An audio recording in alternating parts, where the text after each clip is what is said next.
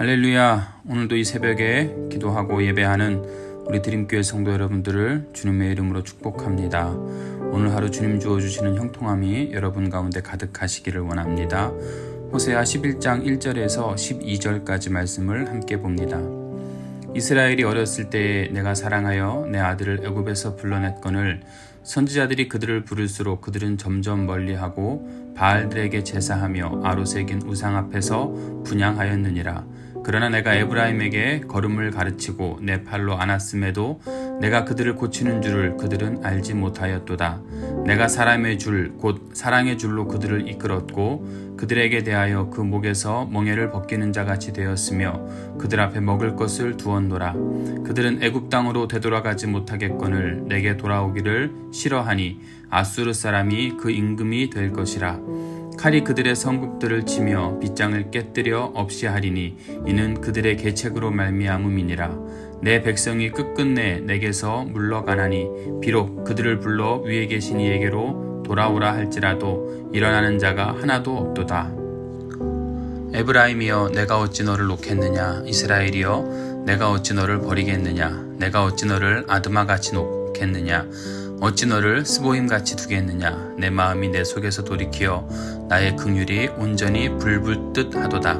내가 나의 맹렬한 진노를 나타내지 아니하며 내가 다시는 에브라임을 멸하지 아니하리니 이는 내가 하나님이요 사람이 아님이라. 내 가운데 있는 거룩한 이니 진노함으로 내게 임하지 아니하리라. 그들은 사자처럼 소리를 내시는 여호와를 따를 것이라. 여호와께서 소리를 내시면 자손들이 서쪽에서부터 떨며오되 그들은 애굽에서부터 새같이 아수르에서부터 비둘기같이 떨며오리니 내가 그들을 그들의 집에 머물게 하리라. 나 여호와의 말이니라. 에브라임은 거짓으로 이스라엘 족속은 속임수로 나를 애워쌌고 유다는 하나님 곧 신실하시고 거룩하신 자에게 대하여 정함이 없도다. 아멘. 오늘은 호세아 제7설교 앞부분에 대한 내용을 함께 나눌 건데요. 내가 어찌 너를 놓겠느냐 라는 말씀으로 함께 은혜를 나누기 원합니다. 하나님은 이스라엘을 어렸을 적에 불렀습니다. 어리다는 것은 젖먹일 때를 의미하는데 곧 아무런 능력이 없을 때를 의미하는 겁니다. 하나님이 우리를 부르신 것은 우리가 사랑받을 만한 자격이 있어서가 아니라 사랑받을 자격이 없을 때에 우리를 선택하셨습니다. 하나님은 이스라엘을 애굽에서 불러내었다라고 합니다. 애굽은 어디입니까? 430년 동안이나 이스라엘 백성들이 구속됐던 곳입니다. 노예 생활을 했던 곳입니다. 이곳에서 이스라엘이 벗어난 것은 전적으로 하나님의 은혜가 아니고는 있을 수 없는 일입니다. 우리의 힘으로 도저히 벗어날 수 없을 때 혹은 죄의 길에서 거닐고 있을 때 낙심과 시리에 빠져서 절망 가운데 있을 때 병 때문에 신음하고 있을 때 하나님 우리를 불러주셨습니다. 하나님께서 우리를 구원하실 때는 우리가 우리 힘으로 할 수 있는 것이 아무것도 없을 때였다라고 하는 겁니다.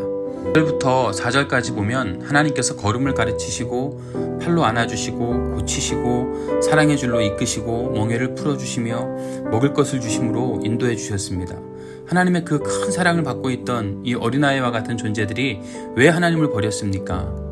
이유는 세상의 유혹 때문입니다. 철이 없고 완악하기 때문에 그렇습니다.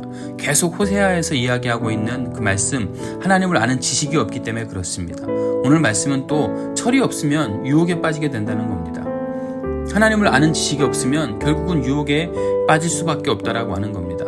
그때 하나님께서 주시는 말씀이 뭐냐면 내가 어찌 너를 놓겠느냐. 자, 이스라엘 백성은 모세의 인도로 인해서 출애굽을 했습니다.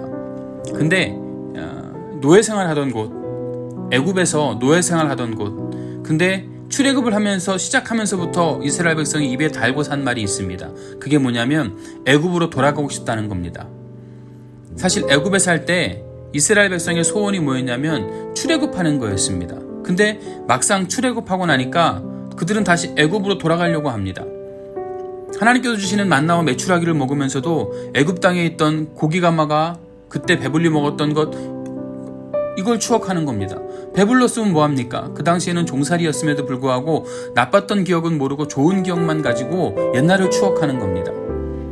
그때 하나님께서 그들은 애굽 땅으로 되돌아가지 못하겠거늘 내가 돌아오기를 싫어하니 아수르 사람이 그 임금이 될 것이라. 그들은 고난을 당하면서도 하나님께 돌아올 생각을 하지 않습니다. 사람들은 지나온 과거에 매여 있는 경우가 참 많습니다. 지나온 과거를 추억하면서 그게 정말 인생에 좋았던 일이건 나빴던 일이건 그게 추억이 돼버리면 그때를 동경하는 게 사람들의 마음인 것 같아요. 그래서 스스로 아수르의 종이 되려고 하는 겁니다. 여러분, 노예의식을 버리십시오. 과거에 여러분을 붙잡고 있던 그러한 것들을 다 내려놓으십시오. 이제 우리가 바라볼 것은 과거가 아니라 나를 인도하시는 하나님이십니다. 나와 함께 하시는 그 하나님을 바라보는 저와 여러분이 되어져야 될 줄로 믿습니다. 하나님은 우리가 절대로 이전으로 돌아가기를 원치 않으십니다. 그곳은 종살이하는 것이고 그곳은 노예였으며, 그래서 하나님은 절대로 우리를 놓지 않고 계시는 겁니다.